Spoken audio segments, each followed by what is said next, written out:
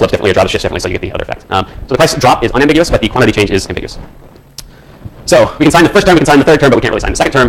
This is actually sometimes nice when you're doing empirical work, because then you can say, well, we don't know anything from theory, so this is of empirical interest. So now we're going to run our reduced form and tell you what the sign of that important middle term is. We're trying to argue. So again, we can't observe this directly, we don't observe income. So all we're going to be able to do is estimate kind of this reduced form. We think this will tell us almost surely something about the behavior that's going on, and we're going to try to confirm that with some of the self-reported behavioral measures we have in DHS. Okay, pause there for a sec. Any comments, questions, thoughts so far? What's the story? Decreasing demand? Increasing demand for demand. So the story was decreasing demand. Did I draw that wrong? Yeah, decreasing. So you get a shock, income goes down. Yeah. And maybe I said the wrong word, but yeah, demand goes down, supply goes up.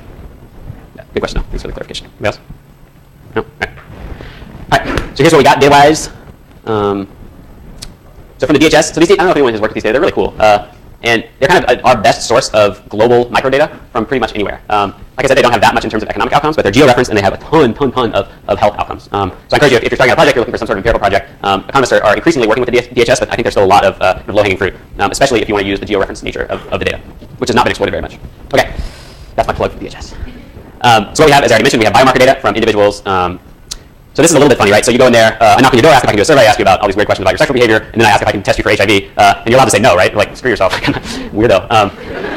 But like a surprising number of people say yes, right? But you're still be worried that you might have some kind of selected sample. So who are the people who are willing to say yes to this, and who are the people who are going somewhere else? So we're going to try to account for this in our analysis. We find that, or we argue that it doesn't affect our results very much, but depending on the outcome you're looking at, it can matter. Again, so we only see, it's not like you see the same person over time, I don't see Leong like every year for the last 15 years. All I see is a given individual. I see Leong in Kenya in 2008, right? And I know a little bit about his behavior, and I know his HIV status.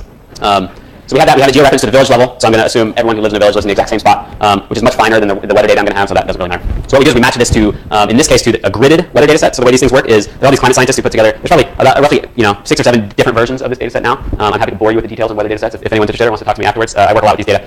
So this is a gridded one. It's derived from station data. So what you need is actual weather stations they're reporting. And the organizations collect all this data, and then they map grids across the world and assign a given year's rainfall or a given month's rainfall to kind of the nearest reporting weather station. So this is actually interpolated across weather stations.